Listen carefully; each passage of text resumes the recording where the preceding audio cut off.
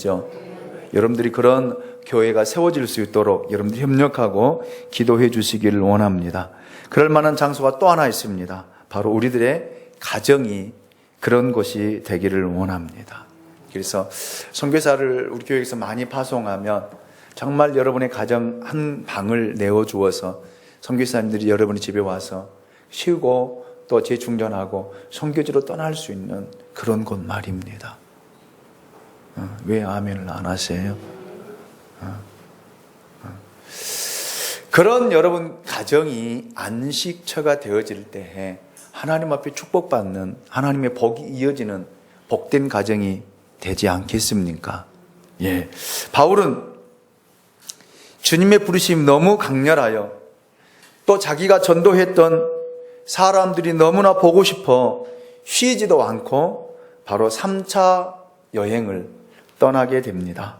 3차 전도 여행 때는 소아시아 지역인 갈라디아와 부르기아를 거쳐서 가게 되어집니다. 즉 이 말이에요.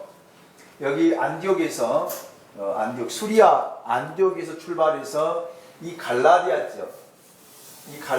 지역을 거쳐서 그리고 이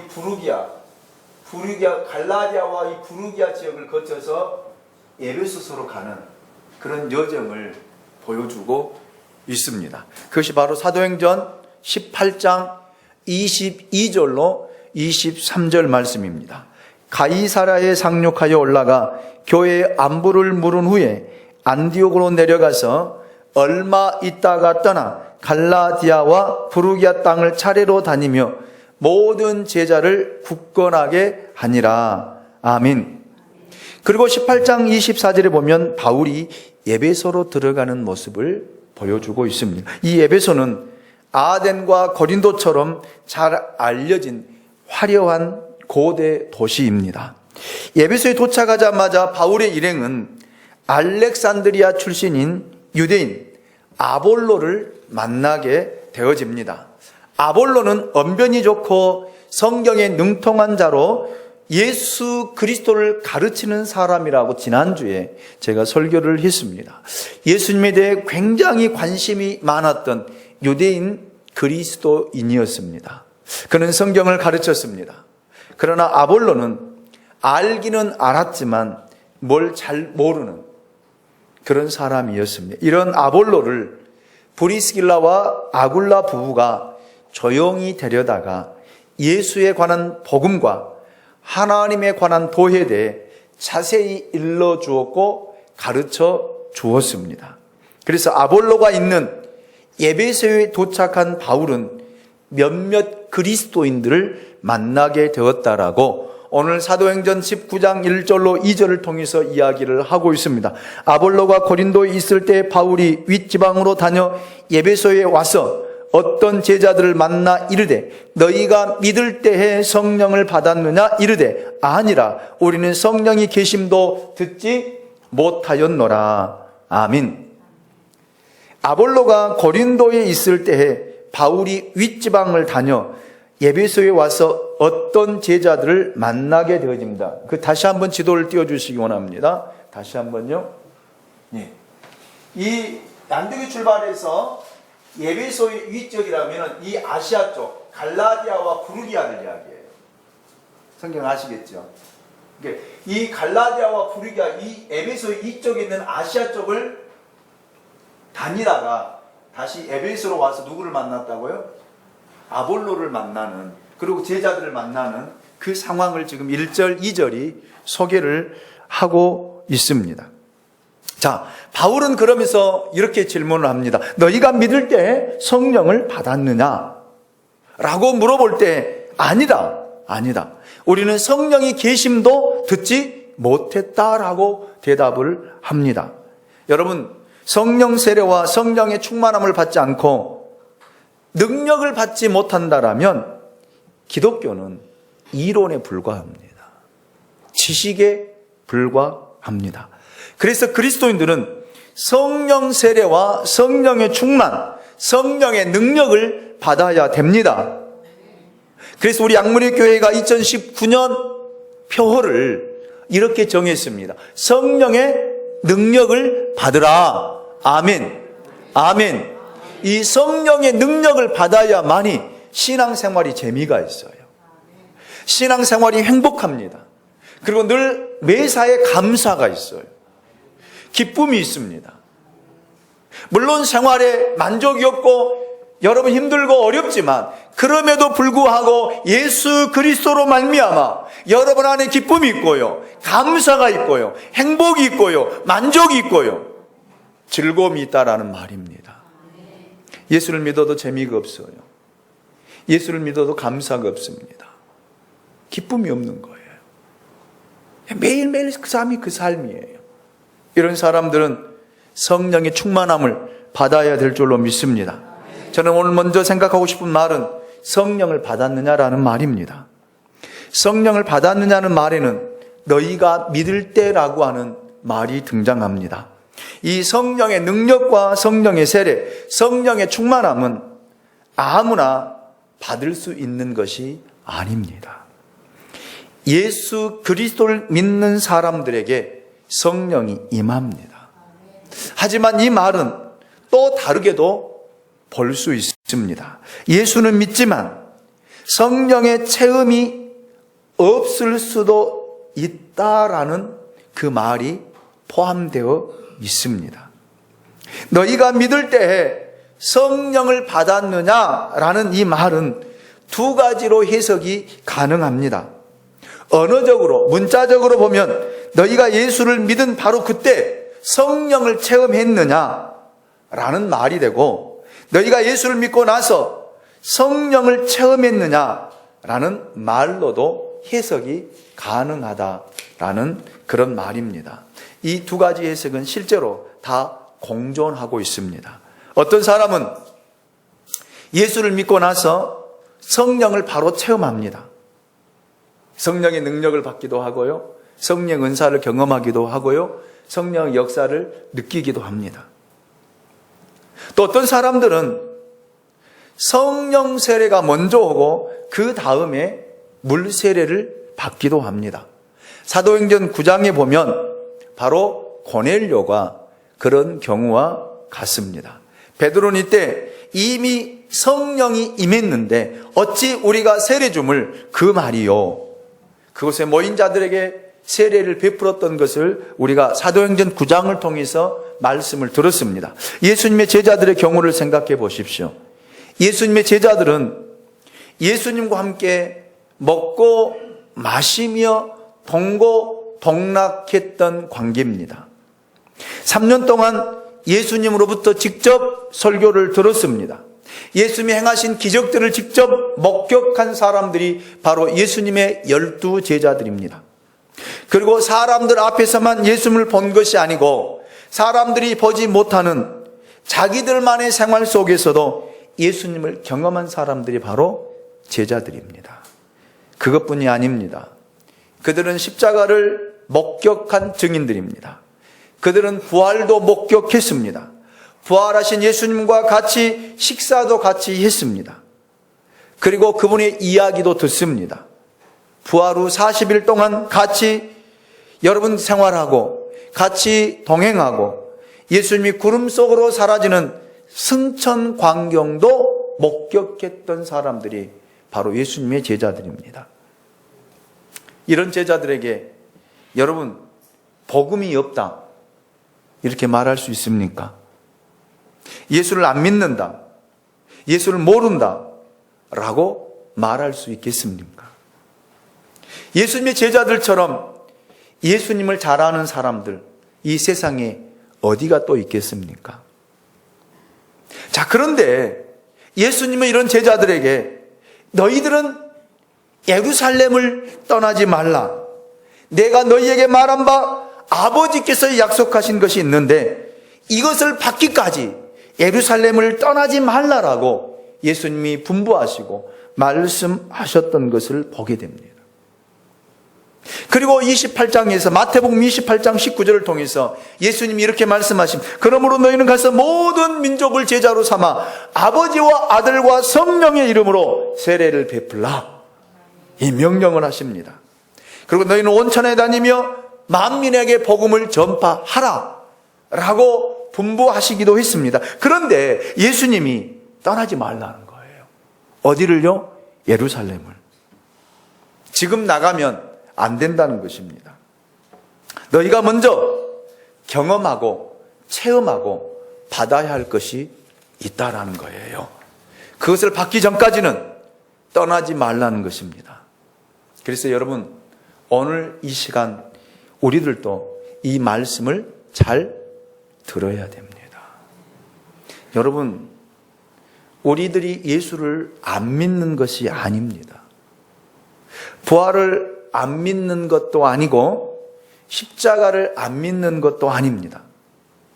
십자가의 믿음도 부활의 믿음도 다 믿습니다. 예수님의 승천도 예수님의 재림도 다시 오실 것을 믿습니다. 그러나 과연 여러분들이 성령을 받았느냐라는 거예요. 성령의 능력을 덧입었느냐라는 그런 말입니다. 우리의 이성과 지성, 노력과 의지로 교회에 나오고 선을 행하고 예수를 믿고 전도를 하고 있는가? 아니면 성령의 체험을 통해서 성령의 능력을 받고 여러분 신앙생활을 하고 있느냐? 라는 것을 묻고 있는 거예요.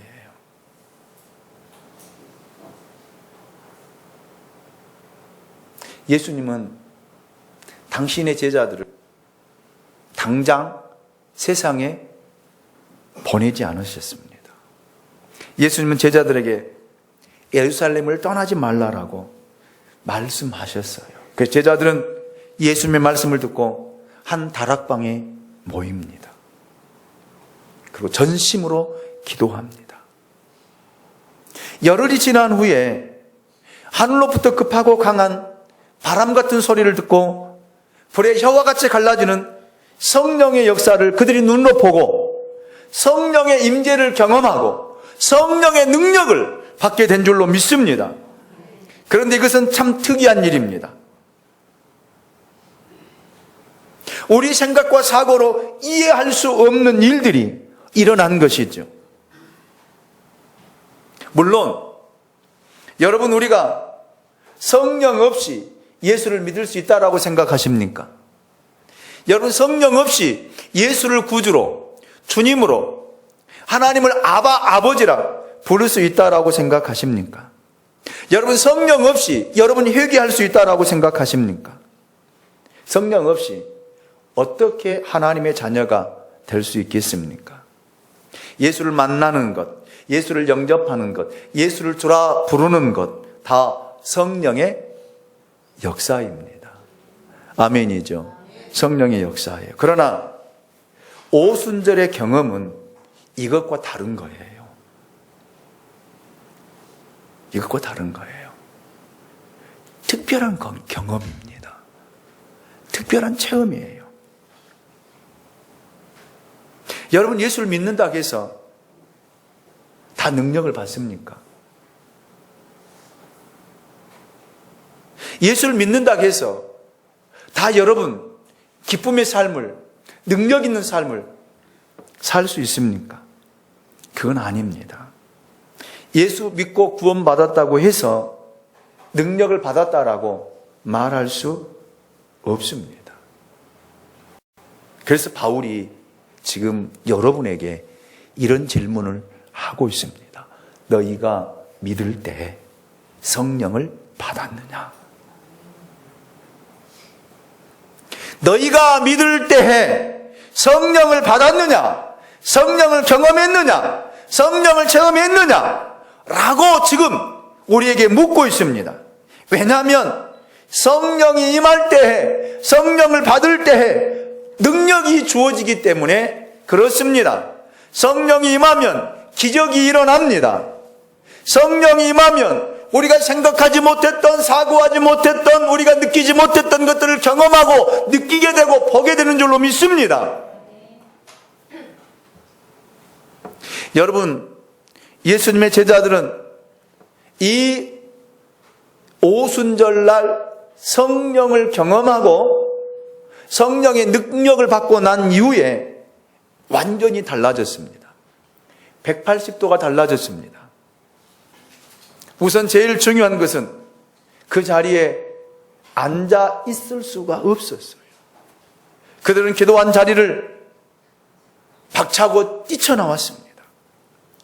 예수 믿고 성령 받은 사람들은 자기의 과거에 머물지 않아요. 과거에 매이지 않습니다. 뒤돌아보지 않습니다. 그런데 우리들은 생활하면서 자꾸 과거에 매이려고 하고요. 주저앉으려고 하고요. 다시 뒤로 돌아가려고 하는 그런 본성이 우리 안에 있습니다. 이스라엘 백성들이 출애굽하여 여러분 계속 이 광야를 지나가면서 어디를 그리워해요? 애굽을 그리워하잖아요. 조그만 일 있으면 다시 돌아가겠다는 거예요. 애굽으로 돌아가겠다는 것입니다. 그래서 오늘날 많은 사람들이 다시 애굽으로 돌아가는 거예요. 옛날 과거로 돌아가는 것입니다. 그러나 성령을 받고 나면 여러분 과거로 돌아갈 수가 없습니다. 과거에 매일 수가 없습니다. 여러분 앞만 보고 달려가는 저와 여러분이 될 수 있기를 주님의 이름으로 축원합니다. 예수님께서 말씀하시기를 쟁기를 잡는 자가 뒤를 돌아보는 것은 하나님 나라에 합당하지 않다라고 말씀했거든요. 뒤를 돌아보는 것 합당하지 않아요. 우리가 창세기를 보면은 소돔과 고모라 성이 멸망될 때에 하나님께서 롯의 가정에게 주신 메시지가 있었어요. 뒤를 돌아보지 말라. 뒤돌아보지 말라는 거예요. 그냥 앞만 보고 달려가라는 거예요. 그런데 롯의 아내가 어땠어요? 뒤돌아보잖아요. 뒤돌아보잖아요. 그래서 뭐가 돼요? 소금 기둥이 되어버리잖아요. 소금 기둥이 되어버리잖아요. 여러분 과거에 얽매이지 않기 원합니다. 뒤돌아보지 않기를 원합니다. 옛것은 지나가고 보라 새 것이 되었도다. 아멘입니까? 여러분들은 예수 그리스도 안에서 새로운 피조물이 되었기 때문에 옛것은 다 지나갔기 때문에 묻지도 말고 따지지도 말고 돌아보지도 말고 뒤돌아서지 않기를 주님의 이름으로 축원합니다. 왜 과거 것 가지고 따지고 그렇습니까? 왜? 이 사람은 옛날에 이랬다라고. 이 사람은 옛날에 이렇게 생활했다라고. 왜 따지고 왜 물어봅니까? 옛날이 그렇게 중요해요?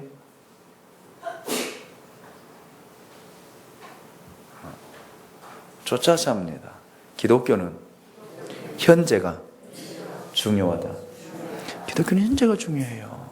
지금이 중요하다 이 말입니다. 아멘입니까? 그래서 그들은 여러분 뒤돌아보지 않았어요.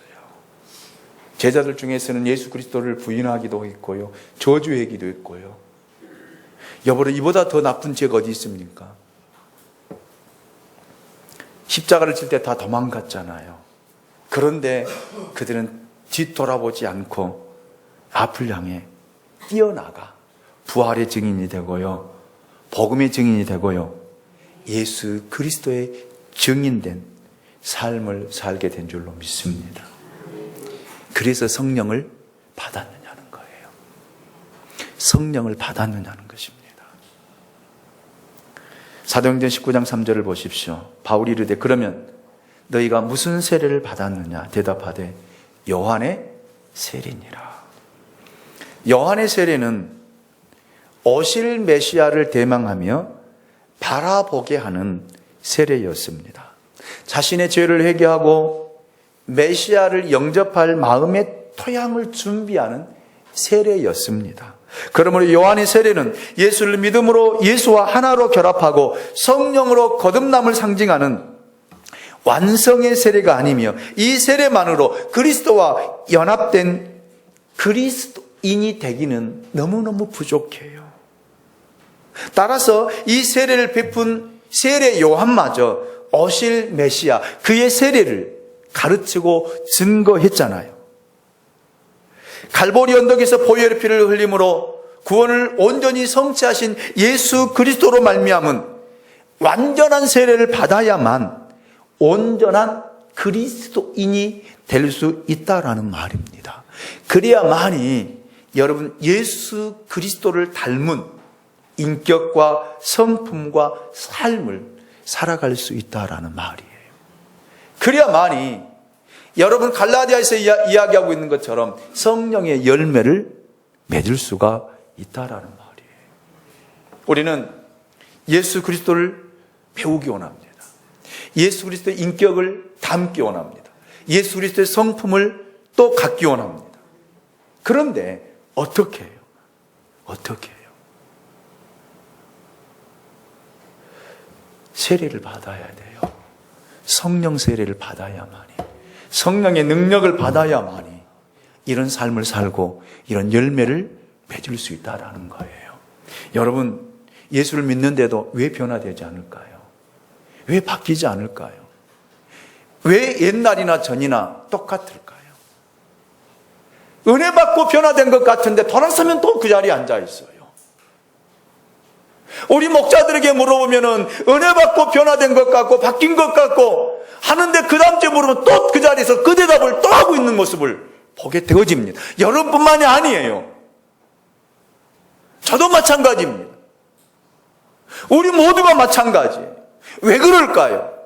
왜 변화가 안 될까요? 예수를 5년, 10년, 15년, 20년, 30년, 40년, 50년을 믿어도 왜 변화가 되지 않을까요? 왜 바뀌지 않을까요? 왜? 그래서 바울이 묻고 있습니다. 너희가 믿을 때 성령을 받았느냐? 너희가 믿을 때 성령을 받았느냐? 라고 묻는 거예요. 성령의 능력을 받아야 바뀌는 거예요. 변화되는 것입니다. 생각이 달라져요. 마음이 달라집니다. 예수의 마음을 느끼게 되는 거예요. 예수의 마음을 가지고 긍휼의 마음을 갖게 되는 거예요. 아멘입니까? 그래서 다른 사람의 실수가 내 눈에 들어오지 않고 다른 사람의 실수가 쫓아서 합니다. 내 기도가 되고. 아멘입니까? 내 기도가 되는 거예요. 다른 사람의 연약함이, 부족함이 내 눈에 보였을 때는 기도가 되는 거예요. 하나님, 저분의 저런 부분이 연약하고 부족한 것 같아요. 하나님 채워주시옵소서. 능력으로 채워주시옵소서. 기도가 되는 거예요. 아멘입니까? 다른 사람의 능력을 보면은요, 감사가 되는 거예요. 시기가 되고, 질투가 되고, 미움이 되는 것이 아니라요. 다른 사람이 섬기는 모습을 보고, 다른 사람이 헌신하는 모습을 보고요, 감사가 되는 거예요. 그런데 성령이 없으면요, 시기가 돼요. 질투가 되는 거예요. 지가 언제부터 교회에 다녔다라고. 이런 마음이 드는 거예요. 괜히 불편한 마음이 들어요. 괜히 불편한 마음이 들어요. 그래서 미워하는 거예요. 성령을 받지 못했기 때문이에요. 성령을 받으면 저 사람이 헌신하고 저 사람이 섬기고 저 사람이 봉사하는 모습을 보고 하나님 감사합니다. 내가 하지 못한 일을 저 사람으로 하게끔 하셔서 교회가 세워지는 거 감사합니다. 감사가 되는 줄로 믿습니다. 여러분 마음 어떻습니까? 감사가 됩니까? 아니면 미움이 됩니까? 시기가 됩니까? 원망이 됩니까? 여러분 스스로가 답해 보시기 원합니다. 그러면 정확해요. 여러분 기도가 되고 감사가 될 수 있기를 주님의 이름으로 축원합니다. 네, 이거 그리스도인의 모습이에요. 이렇게 변화되어야 돼요. 이렇게 바뀌어져야 됩니다. 4절을 보시면 바울이 이르되 요한이 회개세를 베풀며 백성에게 말하되 내 뒤에 오시는 이를 믿으라 하였으니 이는 곧 예수라 하거늘. 바울은 여기서 요한의 회개세를 베풀며 믿도록 증거한 그리스도가 바로 예수라는 사실을 분명히 밝히고 있습니다. 그는 요한의 세례를 회개의 세례라고 지칭을 하고 있습니다. 이는 자기가 품었던 어떤 의도나 자기가 행했던 어떤 일을 진정으로 뉘우치는 자에게 나타나는 마음의 변화를 가리키는 것으로 요한의 세례를 특징 짓고 있습니다. 여기서 중요한 사실은 이러한 회개의 세례를 선포한 요한 자신이 성령의 세례를 대망했다는 거예요. 갈망했다는 말이에요. 세례 요한은 직접 자신의 입으로 자신의 세례와 예수님이 베푸신 세례에 대하여 정확하게 비교를 하였습니다. 자신이 주는 물세례는 회개함으로 죄 씻음을 얻게 하는 세례이고, 예수의 세례는 성령과 불로 베푸시는 구원의 세례라는 말이에요. 할렐루야. 예수님이 베푸시는 이 세례는 예수를 구주로 영접하게 하고 중생하게 하는 성령의 능력을 힘입어 믿음의 삶을 살게 하는 완성된 세례라는 거예요. 이런 성령의 세례를 받은 사람은 진정한 의미에서 죄의 씻음을 받을 뿐만 아니라 사단의 지배 아래 있었던 옛사람이 죽고 그리스도와 연합하여 그리스도의 삶을 배우며 그리스도의 인격을 삶 속에서 드러내며 예수 그리스도를 나타내고 증거하는 사람의 모습이다라는 말입니다. 그래서 예수를 믿으라는 거예요. 이 성령의 세례를 받으라는 것입니다. 저는 여러분에게 주의 말씀을 통해 선포합니다. 성령 세례 받으십시오. 성령의 능력을 받으십시오. 그래야만이 변화돼요. 그래야만이 여러분의 얼굴을 볼 때, 야, 예수 그리스도. 참 저 사람은 예수 믿는 사람이야. 라고 이야기할 수 있습니다. 5절을 보시면 그들이 듣고 주 예수의 이름으로 세례를 받으니 그랬습니다. 자, 다 눈을 뜨시고 저를 보세요. 굉장히 졸리신가 봐. 어젯밤에 뭐 하셨어요? 잠 안 주무셨어요? 저를 보세요. 자, 눈 뜨고 나를 봐. 나를 보시라고. 저녁에 잠자고 이 시간에는 예배 드리는 시간에 눈 감고 있으면 어떡해? 잘 보시라고. 바울의 메시지를 들은 예배소의 제자들이 자신들의 과거에 요한 세례를 받았음에도 불구하고 주 예수의 이름으로 성령 세례를 받았습니다. 성령의 충만함을 받았다라는 말입니다. 예배소의 제자들이 바울의 말에 즉시 응답하는, 하나님께서 즉시로 그래서 성령을 부어주시고 성령의 은사들을 그들에게 주시는 이런 역사들. 자, 그런데 어느 때 그들이 신속하게 주의 말씀을 들을 때에 순종할 때 드러난 거예요. 아멘입니까? 참 쉬운 일이 아니거든요. 사람은요, 자기의 고정관념이 있어요. 사고가 있습니다. 그래서 내가 믿어왔던 패턴들이 있어요. 그 패턴들을 바꾸기가 쉽지 않아요. 이렇게 한번 해보라고 하면은, 저는 안 해봤는데요. 한 번도 보지를 못했는데요. 생각하지도 못했는데요. 이런 이야기를. 금식하자고 하면요. 목사님, 저는 안 먹으면 죽습니다.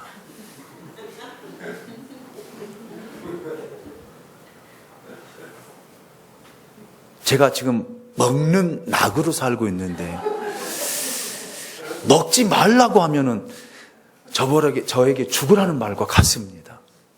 그런데 금식하라니요? 저 못합니다. 저는 한 번도 안 했거든요. 그냥 안 하는 거예요. 우리 기도원 한번 갑시다. 목사님, 기도원은 문제 있는 사람들만 가는 곳이지. 기도원 가면 맨 손 들어가고 주야 그런 모습 보면은요, 저는 싫어요. 저는 어렸을 때부터 예수를 잘 믿어서요. 그런데 안 가도 저 안에는 은혜가 있거든요. 참, 이 바꾼다는 게 어렵거든요. 기도원 가봐요. 금식해서 일어나지도 못하고 그냥 누워서 있는 사람들도 있고요. 며칠씩 성도들이 사업이 안 돼가지고 와서 10일, 20일씩 금식하면서 이렇게 기도하고 부르짖는 자들의 모습을 한번 보고 도전을 받아보십시오. 자식의 문제 때문에 하나님 앞에 머물면서 금식하며 철야하면서 울부짖는 그 부모들의 애끓는 심정을 좀 보라는 말입니다.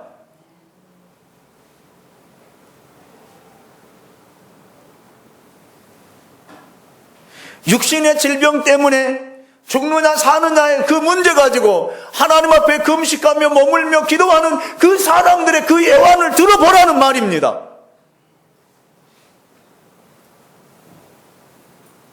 그런 이야기 하면은 나는 한 번도 안 해봤기 때문에, 못 해봤기 때문에 저는 못합니다라고 이야기하지 마시고요. 여러분 이런 이야기 할 때, 이런 선포할 때 아멘하고 순종하면 거기에 하나님의 일하심이, 성령의 역사가, 성령의 기적이 일어나는 줄로 믿습니다. 예. 바울이 에베소 교회 제자들에게 이야기할 때 그들이 즉시 순종하잖아요. 아멘입니까? 그때 성령이 임한 거예요. 성령의 역사가 일어난 줄로 믿습니다. 여러분 순종을 통해서 성령이 임하는 거예요. 아멘입니까? 자, 6절 7절 말씀을 같이 한번 읽어보겠습니다. 6절 7절입니다. 시작. 바울이 그들에게 안수하며 성령이 그들에게 임하심으로 방언도 하고 애언도 하니 모두 12사람쯤 되니라. 아멘. 바울이 안수함에 성령이 임했습니다. 안수는 단순히 상대방에게 선을 얻는 행위가 아닙니다. 타인을 위해 하나님의 축복을 빌며 타인의 건강과 성령의 임재를 위해 기도하는 것이 안수기도예요. 안수기도. 그래서 안수기도는 그냥 대충 하는 거 아니에요. 대충 하는 거 아니에요. 그 상대방의 마음을 하나님 앞에 토로하면서 기도하는 것이 안수기도예요. 그 사람의 아픔, 그 사람의 애환, 그 사람의 상태, 그 사람의 심령을 헤아리면서 하나님 앞에 울부짖으며 하나님, 이 사람에게 하나님의 은혜가 임하기 원합니다. 하나님의 축복이 임하기 원합니다. 질병에서 노인받아 강건해지기를 원합니다. 하나님 지금 경제적 어려움을 당하고 있는데 이 문제가 풀어져서 경제적 어려움에서 해방되기를 원합니다. 하나님 앞에 안수하며 기도할 때 그 하나님의 기도를 들으시고 성령의 마음을 통해 하나님 이루시고 역사하실 줄로 믿습니다. 이거의 안수기도예요. 그래서 안수기도는 아무데나 가서 여러분 머리를 내밀고 안수 받는 거 아니에요. 왜 잘못 받으면요 악한 영을 받거든요. 그래서 여러분 안수기도는 담임 목사, 그 담임 목사가 인정하는 그런 목사님에게 여러분 머리를 내밀고 안수기도를 받는 거예요. 아멘입니까? 누가 축복해 준다면 가서 그냥 머리 그냥 뒤로 내밀고 나도 축복해 주세요. 이러지 말아요 좀 제발. 그 사람이 축복 주는 거 아니에요. 누가 주는 거예요? 하나님이 주시고 하나님 그 사람을 그 시간에 뭐 하는 것 뿐이에요? 사용하는 것 뿐이에요. 아멘입니까? 제게 뭐가 있겠습니까? 제게 무슨 능력이 있고 제가 무슨 축복권이 있겠습니까? 하나님이 저를 사용하셔서 여러분의 머리에 손을 얹게 하고 하나님이 제 손을 통해서 여러분에게 하나님 축복하시는 거예요. 저는 그냥 사용되어지는 도구에 불과한 거예요. 그런데 사람들은 그걸 모르고 저 목사님의 능력이 있다라고 저 사람의 축복이 있다라고 가서 내밀고 막 축복해달라고. 뭐 그 사람이 축복해줘요? 그럼 예수 믿지 말고 그 사람만 믿고 살아가면 되죠. 아니에요. 아닙니다. 아니에요. 그래서 여러분 아무데나 가서 안수 받는 거 아니에요. 아무데나 가서.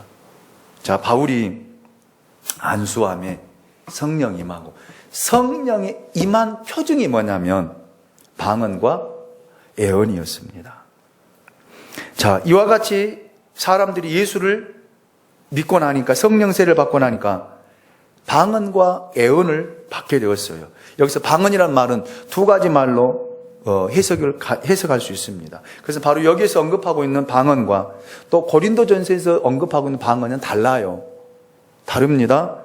여기에서 말하고 있는 방언은 자신들의 모국어가 아닌 다른 나라 말, 즉 애국어를 가리키는 그런 방언이고, 그 다음에 고린도전서에서 말하고 있는 방언은 영적으로 깊은 무아지경에 빠진 상태에서 나오는 이성으로 이해할 수 있는 이 땅의 언어가 아닌 천상의 말을 이야기하고 있습니다. 여러분, 바울은 이 두 방언을 고린도전서 13장 1절에서 각 사람의 방언과 천사의 방언으로 분명하게 표기하고 있어요. 표기하고 있습니다. 그래서 이 방언의 두 가지 형태는 은사의 목적에 따라 다르게 나타나고 다르게 주어집니다. 아시겠죠? 그러니까 방언은 두 가지 방언이 있어요. 하나는 이 다른 나라 말, 다른 나라 말로 기도하는.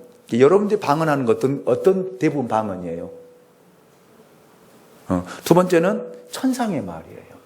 그러니까 첫 번째는 다른 나라 말로 말하는 방언이 있고, 하나는 또 뭐예요? 영적인 깊이를 깨닫고 하나님과 영적인 교통을 하는 천상의 말이 있어요.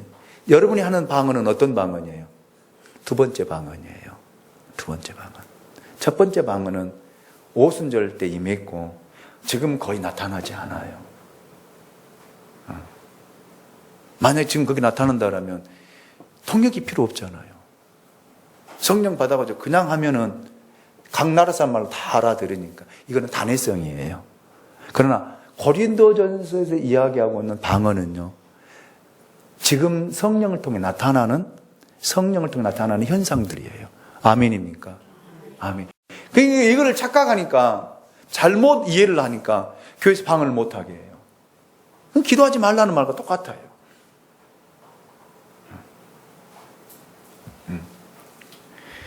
여러분, 이 성령의 영적인 깊은 그 속에 들어가서 방언으로 하나님과 교통하고 교제할 때, 여러분, 그 영적인 깊이가 달라지거든요.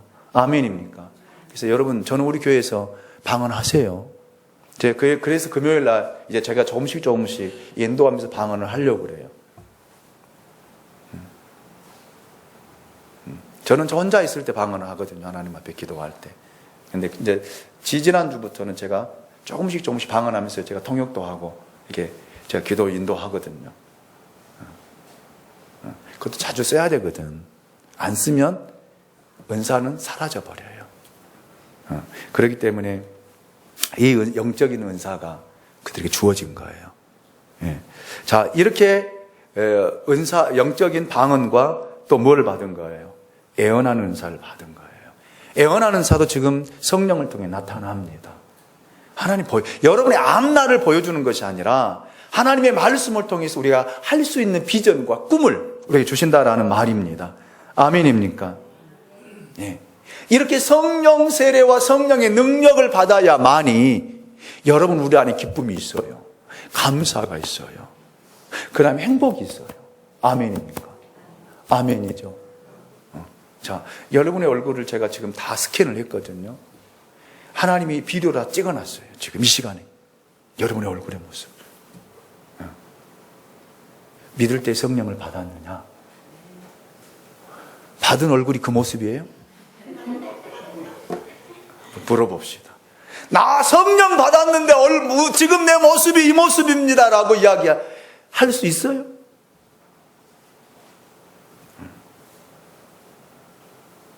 여러분, 성령 세례를 받고 나면요, 얼굴부터 달라져요. 얼굴이 평온해요. 얼굴이 웃음이 있어요. 기쁨이 있습니다. 말을 해도 공격하는 말을 안 해요. 찌르는 말을 안 해요. 팍팍 찔러서 이야기하지 않는다니까. 그냥 편안하게. 그 말이 능력이 있어서 편안하게 이야기해도 그 말이 팍팍팍팍 자기들이 받아들일 때는 찔리는 말이 되는 거예요. 아멘. 근데 우리는 인위적으로 찌르려고 그래. 나! 당신들! 막 이렇게 하면서. 할 필요가 없어요. 여러분, 그리고 십자가를 짊어지게 된다 이 말입니다. 여러분에게 주어진 십자가 짊어질 때 힘이 들고 고통스러워도, 여러분 내 몸은 고통스러워도 내 마음에는 평안이 있다 이 말입니다. 기쁨이 있다 이 말입니다. 감사가 있다 이 말입니다. 바울이 그랬잖아요. 우리가 보았잖아요. 빌립보 지방에서 귀신 들린 사람의 귀신을 쫓아내고 난 다음에 붙잡혀서 감옥에 들어가서 말로 할 수 없는 채찍질을 당하고요. 매를 맞고요. 손과 발에 착고가 채워지고요. 옥문이 닫혀지고요. 그런데 여러분 거기서 기도가 나옵니까? 거기서 감사가 나옵니까? 찬양이 나옵니까? 그런데 찬양하잖아요. 할렐루야. 기도가 나오잖아요. 하나님 앞에 감사를 드리잖아요. 그래서 옥토가 흔들리고요. 옥문이 열려지고요. 손과 발에 채워졌던 착고가 풀려지고요. 하나님이 그들을 끌어낸 줄로 믿습니다. 이것이 성령의 역사입니다. 이것이 성령의 능력입니다. 오늘 저와 여러분에게 이런 역사들이 나타나기 원합니다. 믿을 때 성령을 받았느냐?